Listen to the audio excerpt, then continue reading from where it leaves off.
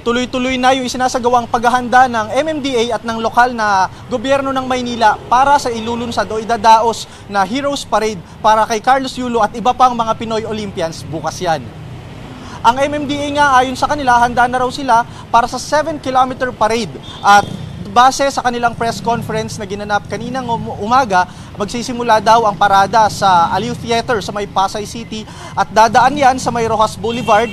Saka magkakaroon ng pansamantalang programa no titigil sa Bantayog ni Rizal sa Luneta at saka naman dederecho sa P. Burgos sa Finance Road hanggang umabot na yan dito sa Rizal Memorial Sports Complex. Ito yung magiging endpoint nung nasabing parada. Ayon sa MMDA, magtatalaga sila ng nasa 300 miyembro ng kapulisan at mga force multipliers para masiguro ang seguridad ng nasabing parada.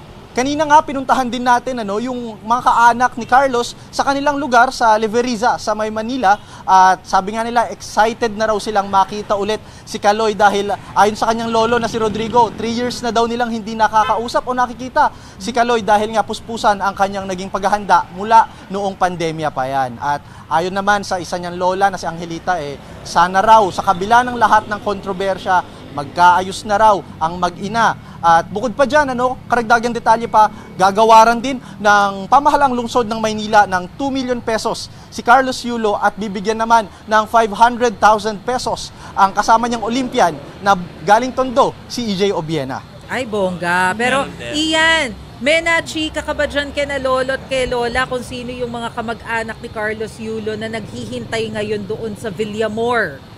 Kung sino yung sasalubong sa kanya? Kasi unfortunately, sabi nga nila, nakatanggap sila ng imbitasyon, paunang imbitasyon noong weekend na pupunta raw sila, imbitado sila para welcomein nga ang kanilang apo. Yun nga lang, for some reason daw, biglang sinabi sa kanila na hindi na raw matutuloy ito dahil exclusive na lang daw sa media at mga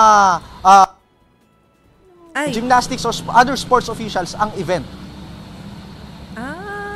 Okay. So wala pa. Okay, sige, abangan natin mamaya. Kaya karagdagan na lang din, sabi nga nila maghihintay na lang sila dahil wala pang kumpirmasyon kung bibisita nga sa kanila si Carlos. Pero sabi nila open arms daw nilang hihintayin. Pati mga kapitbahay nga na nakausap din natin Sabi nila gusto nga nilang makita si Kaloy dahil bata pa lang daw doon na sa kanila nakatira si Kaloy at talagang doon na nga rin daw pinanganak.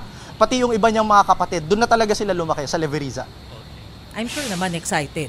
Kapitbahay. Naku, Kaloy, ganyan. Thank you, Ian Suya, for that report. Thank you very much.